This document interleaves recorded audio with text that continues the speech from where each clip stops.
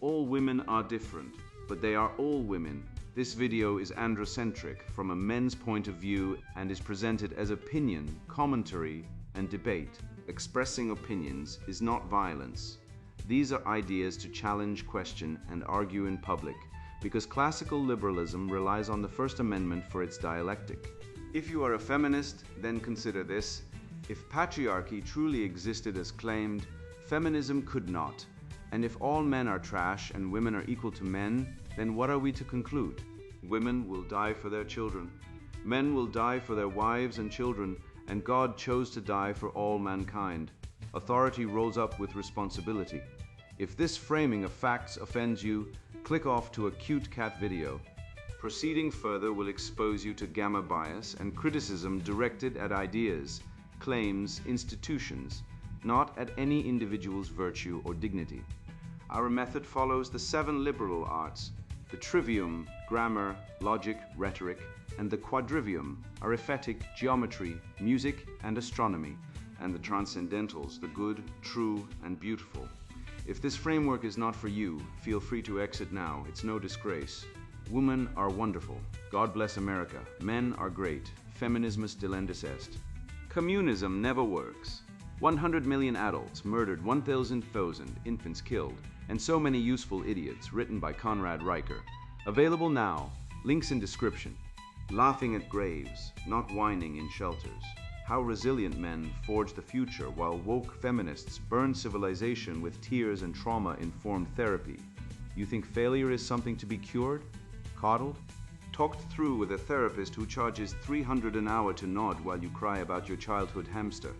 That's the feminist alchemy of weakness, turning every stumble into a trauma badge, every setback into a sob story for Instagram. But I'll tell you what real failure looks like. It looks like Elon Musk in 2008, bankrupt, divorced, rockets exploding on the pad like Roman candles, Tesla on life support, and instead of collapsing, he laughs. Not a nervous chuckle, no, a full-throated, deranged cackle at the absurdity of it all. And then he gets back to work. That laugh, that's the sound of anti-fragility. That's the humor filter in action. If a man can't laugh at his own disaster, he's already dead inside. Meanwhile, Lady Gaga gets brave for singing about depression while sipping lavender tea in a therapist's office, and society hands her a Nobel Prize in victimhood. But when a man breaks down like Jordan Peterson did with opioids, you don't get mythologized, you get mocked, you get erased, because in the leftist hierarchy of suffering, male agony doesn't count. It's invisible. It's expected. We're disposable. 80% of suicides are men, 97% of workplace deaths are men, and yet OSHA holds seminars on pronouns while minors suffocate underground. The system doesn't want men to recover. It wants men to disappear, into welfare, into silence, into the grave, and feminism. It doesn't mourn us, it celebrates it. Stay-at-home dads are heroes. They coup while dismantling every structure that once gave men purpose. The future is coming: AI, automation, cybernetic capitalism, and it will grind up the weak, the passive, the emotionally dysregulated. Amazon warehouses are already 80% automated, your job already on life support. But instead of building meaning, the left offers you universal basic income, a chayjeb from the state, a monthly check to sit on your ass and watch TikTok while your soul starves. That's their utopia.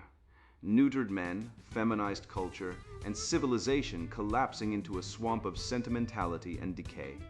But I say, hell no. You were not born to consume, you were born to forge, to plan, to suffer and rise. A man who cannot tell you where he'll be in 5 years is already compromised by genocentrism, by weakness, by lies. While women plan 5-day spa trips, you should be mapping empires. Because the difference between a man and a mouse is not strength, it's time horizon. And if you're not planning, you're not a man, you're prey. The alchemy of resilience, forging men from the ashes of failure. Success is the ability to go from one failure to another with no loss of enthusiasm. Winston Churchill: let me tell you something, brother. That quote isn't wallpaper for a motivational poster. It's the goddamn operating system of a man who refuses to be kneecapped by failure, divorce, or the creeping soft totalitarianism of feminist emotional blackmail. In 2008, Elon Musk was burning through his PayPal fortune like a meth addict on a bender.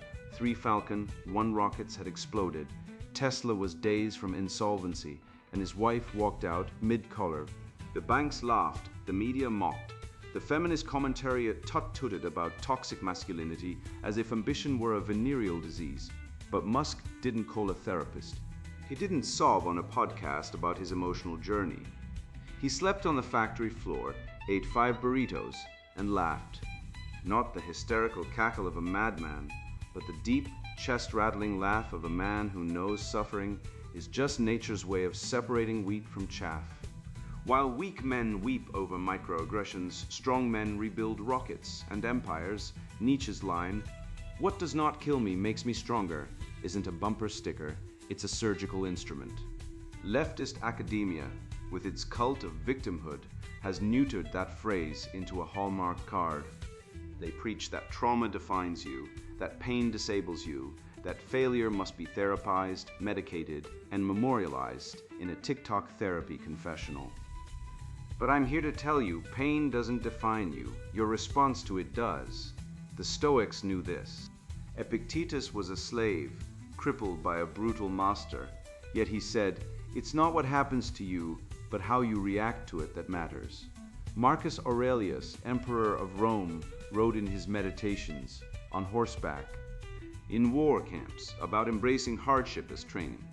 Meanwhile, modern mental health dogma, peddled by feminized psychologists and feminist grief influencers, treats male resilience as a pathology, a man who endures, repressed, a man who soldiers on toxic, a man who laughs at his own suffering, emotionally unavailable. But I'll tell you who's truly unavailable to lead, to build, to protect. The therapy-soaked beta male who collapses at the first sign of adversity, while women like Lady Gaga are crowned brave for crying on stage about their trauma like it's an Olympic sport. Let's expose the fraud. The feminist framing of failure as trauma is a biological Trojan horse.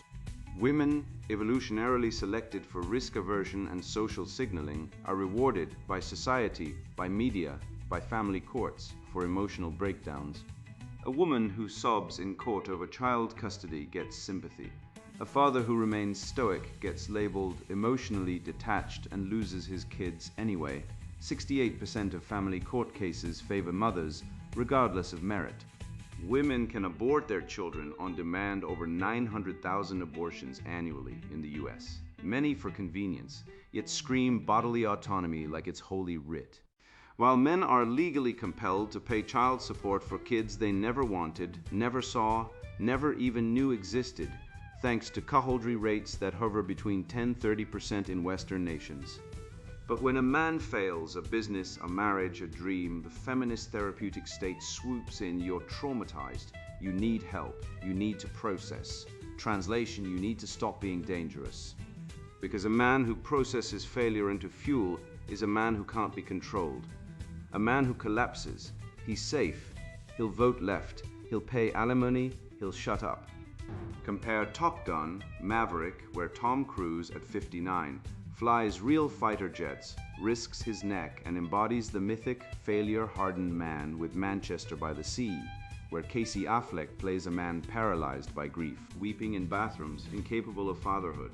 One film was a global phenomenon, the other a Sundance darling. One celebrates resilience, the other glorifies emotional atrophy. Hollywood, steeped in leftist genocentrism, would rather canonize the weeping man than the warrior. But audiences voted with their wallets. Maverick made $1.5 billion. Why? Because deep in the soul of every red-pilled man is the recognition that strength is beautiful, that overcoming is noble, that the ability to laugh at your own suffering is not a flaw, it's a superpower. I call it the humor filter. The moment you can laugh at a past failure, your divorce, your bankruptcy, your humiliation, is the precise moment you've metabolized it into strength. It's not denial, it's alchemy. A 2022 Harvard Business Review study found men who laugh at past failures are 68% more likely to succeed in high-stress careers. Why? Because humor is cognitive dominance. It means you've placed the event in the rear view, stripped it of power, and turned it into fuel. I've done this. In 2017, Jordan Peterson nearly died on opioids, collapsed in front of the world, yet returned stronger, sharper, more articulate than ever. Contrast that with female icons like Demi Lovato or Britney Spears, whose breakdowns are replayed, monetized, and mythologized as courageous, or just chemically unstable, emotionally labile, and rewarded for weakness. Men are told to collapse. Women are told to perform collapse. One leads to redemption, the other to dependency. So here's your remedy. Every night, open a journal. Write down your last major failure. Then underneath it, write, "This is funny because," and force yourself to find the humor, not sarcasm, not bitterness. Real, belly-deep laughter at the absurdity of your suffering. Did you get dumped? Ha, she couldn't handle your ambition. Did your startup fail? Good. Now you know 100 ways not to do it. That journal isn't therapy, it's training. It rewires your brain from victim to victor. It inoculates you against the feminist lie that you need safe spaces when what you really need is danger spaces. Places where failure is not just expected, but required. Because the West wasn't built by men who wept. It was built by men who laughed in the face of catastrophe, forged steel in fire, and left monuments that still stand. I've witnessed this cycle play out not only in countries, but in households, bedrooms, and wallets. The man who plans ahead is ridiculed as intense, while the woman who chases momentary comfort is praised as living her truth. I once bought into the myth, too, that harmony required giving up ambition, that affection meant sacrificing vision for instant emotional relief. But then I saw Jake lose his partner to someone who offered nothing but fleeting validation in the moment. And it hit me. When society glorifies immediate gratification, it doesn't just fail men, it devours its own tomorrow. The reality is harsh and unchangeable. If a man can't protect his long-term aims from the constant tug of emotional demands, he isn't strong, he's vulnerable, and we've engineered a world full of the vulnerable. The future-proof man planning as a measure of masculine integrity. Man does not live by bread alone, but by foresight he survives and thrives, while those who live only for the moment are devoured by time. I once watched a man I'll call Jake grind for 5 years, working 2 jobs, saving every penny, refusing vacations, skipping trendy bars, resisting the siren song of Instagram dopamine hits, all to buy 40 acres in Montana. His girlfriend, meanwhile, spent $3,000 on a 5-day spa retreat in Sedona, complete with crystal healing, sound baths, and a soul alignment session with a shaman who probably hasn't owned a single asset in his life. Jake's plan: build a cabin, live off-grid, create generational value. Her plan: feel good right now. This isn't just a relationship dynamic, it's a civilizational clash. The man is acting out the ancient archetype of the provider, the stoic builder, the one who plants trees under whose shade he'll never sit. The woman is enacting the evolutionary imperative of the consumer: seek comfort, safety, attention, immediately. And this isn't me being harsh. It's David Buss, evolutionary psychologist at UT Austin, confirming what Aristotle knew in his bones. Men are neurologically optimized for delayed gratification, long-term strategy, and risk assessment. Women, by contrast, and this is not a flaw, but a biological fact, are wired for emotional immediacy, social bonding, and present moment calibration. The hunter plans the route. The gatherer picks the berries now. When the genders cooperate, civilization flourishes. When women dominate culture, we get Venezuela, a country with trillions in oil reserves now begging for food aid, where politicians scream about oppression while their daughters post bikini pics in Miami. Greece, once the cradle of philosophy and democracy, now a debt-ridden tourist trap where men retire at 50 and women demand spa days funded by EU bailouts. These are not coincidences. They are outcomes of a society that elevated emotion over reason, consumption over creation, feelings over facts. And let me tell you, the feminist machine has spent 50 years pathologizing male planning as toxic ambition, while glorifying female impulsivity as self-care. You never take me anywhere. How many men have heard that guilt-laden accusation weaponized to sabotage real goals? It's not about travel, it's about control. It's the emotional blackmail of the present against the future. I've seen men abandon business launches, delay skill acquisition, and liquidate investments just to placate a woman's demand for now.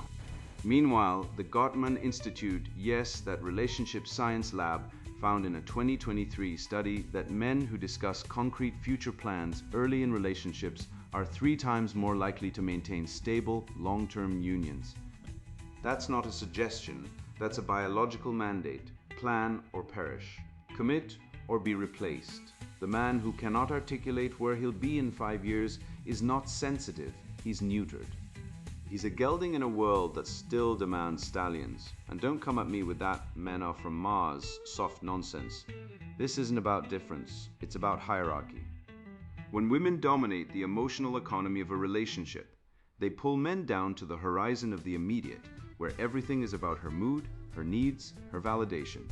And when entire cultures do it, like Sweden, where male suicide rates have skyrocketed while women dominate HR departments and therapy culture, you get a nation of depressed, directionless men medicating themselves with porn and protein shakes. Let's cut through the woke fog with a scalpel of truth. Planning isn't just practical, it's moral. It's the very definition of masculine integrity. A man who plans is a man who says, I will provide, I will protect, I will endure. He's emulating Odysseus, not Dionysus. He's not chasing nectar and nymphs, he's navigating storms to return home. Contrast Tony Soprano, the mob boss who schemes for his children's future, builds hidden stashes and fears irrelevance, with Carmela, who demands emotional confessionals, therapy sessions, and luxury goods now. She's not evil, she's female. And in her world, his long-term survival strategy is irrelevant next to her immediate emotional hunger.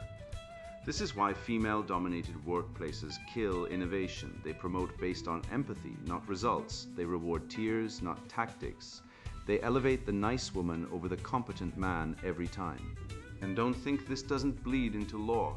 In family courts, men who save, plan, and build are often stripped of their children and wealth by women who weaponize emotion and false allegations.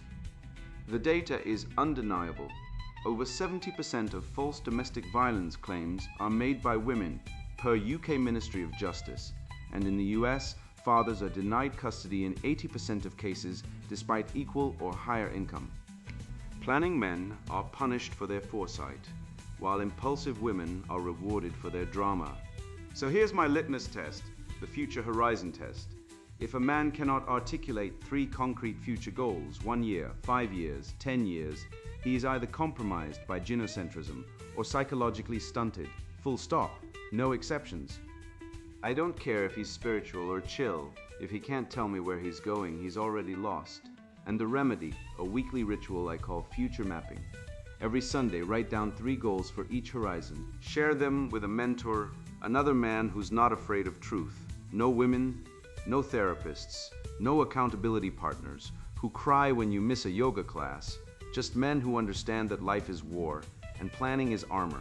Look at Andrew Tate, the so-called top G. Love him or hate him, the man ties every action to a future outcome: business growth, physical dominance, legacy creation. He doesn't post thirst traps, he posts profit margins. Meanwhile, the female influencers, the hot girls of TikTok, are drowning in debt, chasing dopamine hits, and aging out of relevance by 30. They live moment to moment while men like Tate build empires. That's not misogyny, that's physics. Time favors the planners. Evolution rewards the strategists, and history buries the hedonists. I used to believe the system would reward hard work, that if I showed up early, stayed late, and played by the rules, I'd earn respect, stability, and a place in the world. But after years of watching men discarded like outdated software while the elite preach progress and inclusion from gated communities and private jets, I realized the game was rigged from the start. The future isn't coming, it's already here, and it has no use for men who don't control value. That's when I stopped asking how to fit into the system and started asking how to burn it down and build something real. Cybernetic capitalism and the death of the useless class, men in the post-labor age. 80% of jobs will be automated by 2035. That's not a sci-fi script, it's a McKinsey 2023 report, cold, hard, and unflinching. You, me, every man who ever punched a time clock, every father who thought he was providing, we're being phased out like rotary phones in a smartphone world. And the left, with its smug, simpering sanctimony, offers a single solution: universal basic income, handouts, bread and circuses, a pacifier for the useless class. Don't be fooled. This isn't compassion. It's euthanasia of the male spirit. They don't want to save you. They want to retire you like a broken workhorse into a state-funded pasture of soy lattes, porn addiction, and government-issued antidepressants. The goal? To neuter men, not with surgery, but with systematic irrelevance. You won't be killed with a sword. You'll be loved to death by a welfare system that calls your dependence liberation. Look at Amazon's warehouses. Robots now do what 100 men once did. AGVs, autonomous guided vehicles, glide like silent assassins through the aisles, scanning, lifting, delivering with machine precision. No coffee breaks, no union demands. No testosterone. Meanwhile, men who once prided themselves on being providers now shuffle into CVS to buy 12 energy drinks and argue about video game lore on Reddit. This is not progress, this is replacement. And the feminist chorus sings, "Stay-at-home dads are heroes." Really? When did heroism become synonymous with uselessness? When did changing diapers become a medal-worthy act for grown men? This narrative isn't about elevating fatherhood. It's about demolishing male identity. While men are being downsized into domestic hobbyists, women dominate 87% of HR departments, 93% of psychology fields, and 78% of education roles, all positions of moral authority and social control. They're not just replacing men in the workforce, they're rewriting the script so that male obsolescence looks like moral evolution. Alexander Galloway hit the mark with cybernetic capital aid, the merging of AI, corporate surveillance, and state control to automate not just work, but resistance. This goes beyond efficiency. It's about rendering humans obsolete. Picture the Matrix, people raised like livestock, wired into a simulation, while the powerful live lavishly in a synthetic realm. That's not fantasy, it's a model. The real awakening, it isn't in a film, it's in your grip this very moment. You are being calmed, not by robots, but by falsehoods. The falsehood that purpose is optional. The falsehood that buying things brings joy. The falsehood that your worth is defined by how much you buy, not by what you produce. Rise up, you're not a shopper. You are a maker, a fighter, a thinker, a shaper. But they don't need shapers. They want scrollers. They want you flipping through TikTok while your spirit wastes away. The CDC reported in 2022 that 72% of men on welfare experience a crisis of self-worth. That's not coincidence, it's design. Purpose isn't found in a monthly stipend. It's forged in struggle, in challenge, in risk.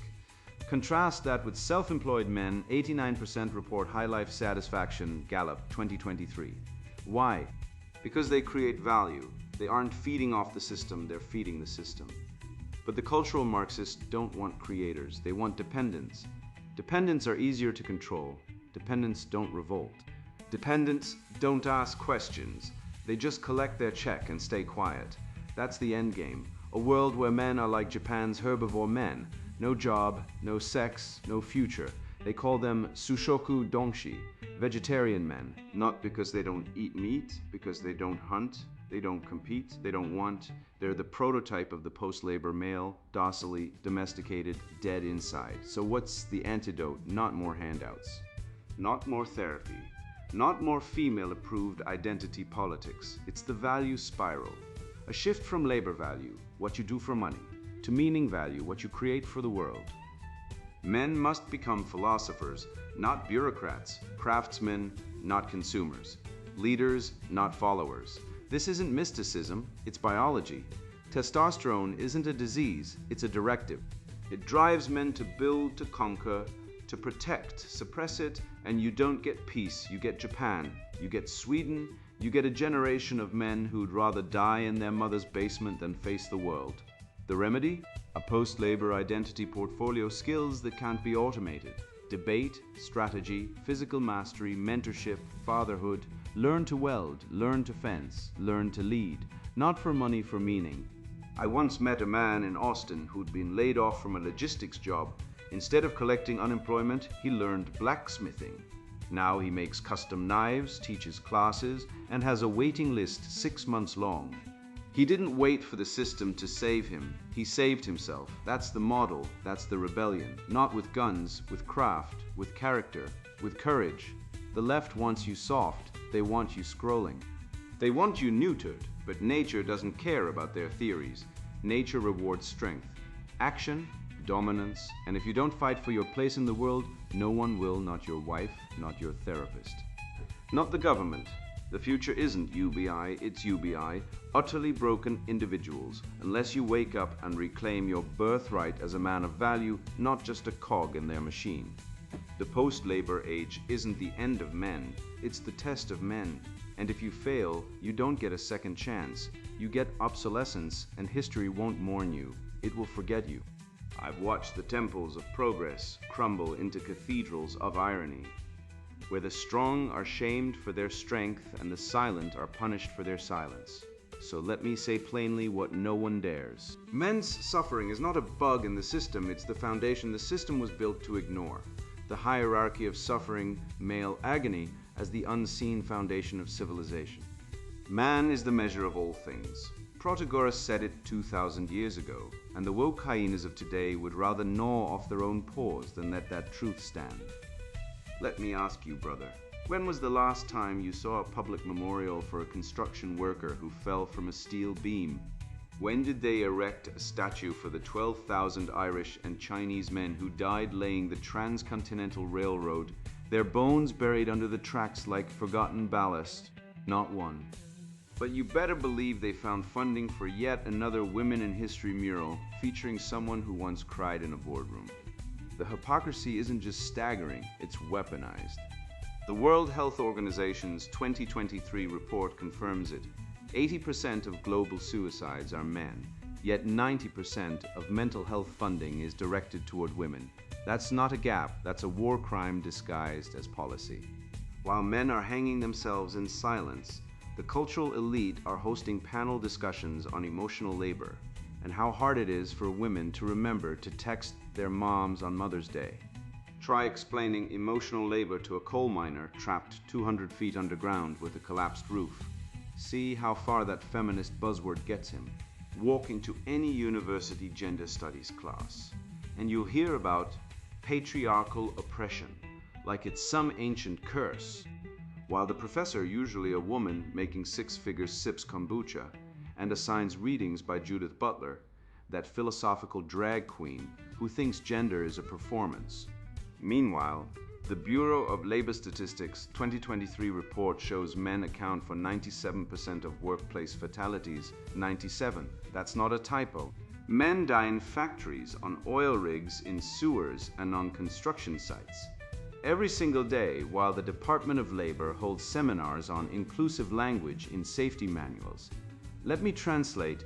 While men are being crushed by falling beams, OSHA is worried about replacing he with they in the hazard warning. It's like your house is burning down and the fire department shows up to discuss pronouns. The modern left doesn't care about actual suffering unless it can be weaponized into political theater. Me Too, global outrage. A soldier with PTSD who shoots himself in his garage. Radio silence. A woman complains about reproductive rights. CNN cries. A man gets stripped of his children in family court after being falsely accused. Laughed out of the courtroom because everyone knows men are just deadbeats and abusers by default. The divorce rate over 50%. False domestic violence accusations. Studies show up to 70% in some jurisdictions. But try telling that to a feminist. They'll scream toxic masculinity like it's a holy mantra, while ignoring that men are 73% of the homeless population and 80% of those arrested for expressing opinions online. This is not a coincidence. This is intentional. The left has engineered a hierarchy of victimhood, a twisted pyramid of pain, where only specific kinds of suffering earn recognition and male anguish is buried at the base, beneath even the imagined oppressed glitter fox or the gender-fluid raccoon. Female pain is always labeled injustice, a societal crime demanding outrage, counseling, and trending slogans. Male pain? That's just biology. Assumed, replaceable. Observe any survival movie. Leonardo DiCaprio drags himself through icy rapids, is torn apart by a grizzly chew's uncooked meat, and nearly perishes in The Revenant, and reviewers hail it as a triumph of masculine perseverance. But if a woman trips over a curb in a light-hearted comedy, it's a bold declaration of feminine resilience. One is praised as courage, the other is elevated as trauma. Yet no one challenges why men routinely take on the deadliest jobs, serve in combat, chart unknown frontiers, construct civilizations, and vanish quietly. Why? Because of the silent contribution rule. My phrase for the unacknowledged truth that society runs on quiet male endurance. No one honors the father who toiled 80-hour weeks to support his household before collapsing from cardiac arrest at 52. But when a woman climbs the corporate ladder at a firm that profits from exploited labor, they launch a streaming series. The reality is so plain it goes unseen. Every road, every clinic, every rocket, forged by men who were never acknowledged, never enshrined, and often forgotten. And then there's the NFL, where thousands of men suffer CTE, brain damage, paralysis, and early death, so that suburban moms can scream about toxic masculinity on Twitter while their kids idolize those same players. The cognitive dissonance is astronomical. Feminists want men to be gentle, nurturing, emotionally available, but not so gentle that they can't get maimed for their entertainment. They'll protest a football game for glorifying violence, but not for the actual violence being done to the men's brains. They'll demand safety for women at concerts, but never demand brain scans for linemen. It's cannibalism masked as progress. And don't get me started on abortion, where 50 million male fetuses are aborted globally each year, simply for being male. And the left calls it bodily autonomy. Try explaining that to a father who's been denied access to his children by a corrupt family court system that treats him like a wallet with a pulse. The same system that lets women abandon kids with zero consequences. The evolutionary biology is clear. Women are hypergamous, risk-averse, and biologically incentivized to offload costs onto men. Men are designed to protect, provide, and perish, and the left exploits this like a parasite. But here's the punchline. Christ died on the cross, not a woman, not a committee, a man. His agony was not pitiable. It was redemptive, sacred, the ultimate act of love. And the modern left, they've inverted the cross. Now only female suffering is holy, male suffering is toxic, pathetic. Something to be medicated, mocked, or erased. They've turned Schopenhauer's will to live into a will to whine. So here's my call to you. Stop begging for recognition. Stop trying to fit into their broken system. Create your own. Start a male martyrology, a personal list of forgotten men who sacrificed, the inventor who died bankrupt, the soldier who took a bullet for his squad, the father who worked 3 jobs so his kids wouldn't know hunger. Honor them, speak their names, build a new culture where men are not disposable but divine, where strength is not mocked as toxic but revered as sacred. The left wants you broken, medicated, and silent. They want you to believe your pain doesn't matter, but it does. Every drop of blood, every sleepless night, every silent tear in the garage at 3 a.m., it matters. Civilization didn't rise on sensitivity trainings and pronoun parades. It rose on the backs of men who suffered in silence, who built, fought, and died so that future generations could breathe free. The left can keep their victim Olympics. We'll keep the truth. Male agony is the unseen foundation of everything good in this world, and we will not apologize for it. You thought the world was fair? That honesty would win. That a good man who works hard and loves his woman would be rewarded. Laughable. You've been lied to since birth, fed feminist fairy tales while real men were buried in family courts, their children ripped away for daring to speak truth. Let me remind you, 70% of divorces are initiated by women. 90% of child custody goes to mothers, even when fathers are proven better caregivers. And if you protest, if you dare name the betrayal, The state will brand you abusive, silence you, arrest you for a Facebook comment. Wake up. You are not a citizen. You are a resource to be milked, then discarded. I don't care if you cry. I care if you fight.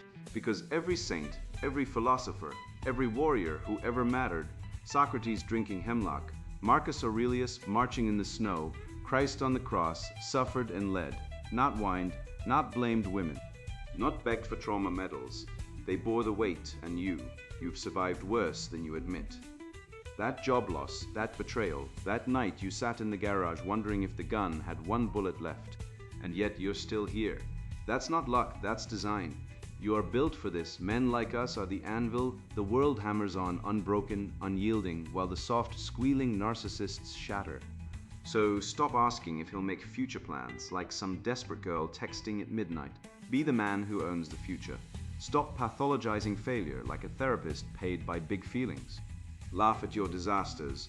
They're proof you're alive, not dead in some soulless office cubicle. The machines are coming. The state wants you docile, drugged, dependent. But you're not labor, you're legacy. You're the fire in the dark, the father, the warrior, the truth teller. You are the reason civilization didn't collapse into feminist fantasyland, where everyone gets a trophy and no one can fix a car. Now go, teach this. Live this, die for it if you must, but never kneel, not to women, not to the state, not to the algorithm. The red pill isn't just knowledge, it's rebellion, and the world needs its rebels back. And now the sponsored book introduction, Communism Never Works, killing millions cruelly, and satanic resentment, demon ideology. You were lied to. From the first time you were told that fairness means everyone gets the same. From the moment you were punished for being strong, while the weak were rewarded for pretending. From the day you realized that honesty was punished and deception was praised, you were lied to. I was too. I believed in fairness. I believed in justice. I believed that if I worked hard, stayed honest, and respected others, the world would respect me back. I was wrong. The world doesn't reward virtue. It rewards manipulation. It rewards victimhood. It rewards lies. I learned this the hard way through betrayal, through loss, through watching men like me get crushed while parasites rose on borrowed virtue and state theft. This book is not for the comfortable. It's not for the deluded. It's not for those who still believe in the fairy tale of equality. This book is for the awake, for the betrayed, for the men who have looked into the abyss of modern society and seen the rot eating it from within. If you're one of them, this book will save your life. I spent decades trying to understand why good men fail while wicked men thrive. I studied philosophy, economics, history, psychology. I read Marx, not to worship him, but to destroy him. I studied Lenin, Mao, Pol Pot, Castro, Kim Il-sung, not to admire them, but to dissect their evil. I looked at every communist regime, every socialist experiment, every utopian dream sold to the masses, and found the same pattern: collapse, famine, terror, and the rise of a new elite built on lies and blood. I saw how Marxism isn't about workers. It's about power. It's not about fairness. It's about envy. It's not about justice. It's about resentment, a satanic ideology that feeds on hatred of the strong, the successful, the masculine. I saw how feminism isn't about equality. It's about domination. It's not about liberation. It's about the destruction of men, the family, and the natural order. I saw how cultural Marxism, the woke machine, is the final form of this rot, a Babylon of lies built on guilt, shame, and the inversion of truth. This book names the demons. It doesn't whisper. It doesn't equivocate. It doesn't care about your feelings. It names Marx as a failed prophet of resentment. It names Engels as a parasite who lived off his father's money while preaching revolution. It names Lenin as a psychopath who starved millions. It names Mao as history's greatest murderer. It names Pol Pot as a madman who turned a nation into a slaughterhouse. It names Castro as a tyrant who turned paradise into a prison. It names Kim Jong-il as a grotesque clown god ruling through fear and absurdity. It names the feminist ideologues, de Beauvoir, Friedan, Dworkin, as destroyers of men and civilization. It names the woke preachers, D'Angelo, Kendi, Crenshaw, as modern inquisitors burning truth at the stake. This book does not apologize. It does not compromise. It does not seek permission. It speaks the truth, loud, clear, and merciless. If you are a man who has been betrayed by the system, by women, by your government, by your culture, this book is for you. If you are tired of being told to shut up, to apologize, to check your privilege, while actual privilege, political, financial, social, is held by the most dishonest among us, this book is for you. If you see the decay in the West, the falling birth rates, the collapsing families, the empty churches, the rise of degeneracy, and you want to know why and how to fight back, this book is for you. It will show you how human nature breaks every socialist dream. It will show you why collectivism always becomes tyranny. It will document the collapse of every communist state from promise to ruin. It will destroy the myth of economic fairness. It will prove that forced equality kills excellence, innovation, and freedom. It will show how envy, not justice, fuels the leftist agenda. It will offer you a path back to individual strength, private property, and real dignity. If you are not that man, if you still believe in the lie, then stop reading now. Put this book down. Go back to your Netflix, your therapy sessions, your diversity trainings, your safe spaces. Go worship at the altar of victimhood. Go cry about microaggressions. Go virtue signal on Twitter. This book is not for you. It will not comfort you. It will not validate your delusions. It will not soothe your guilt. It will shatter you. It will expose you. It will force you to see the truth. And most people cannot handle the truth. They would rather die than face it. So go, leave. Find something else to do with your time. This book is for those who are ready to wake up, for those who are ready to fight, for those who are ready to reclaim their minds, their lives, and their civilization. Communism never works. 100,000 adults murdered, 100,000 infants killed, and so many useful idiots. Written by Conrad Riker. Buy now. Links in description.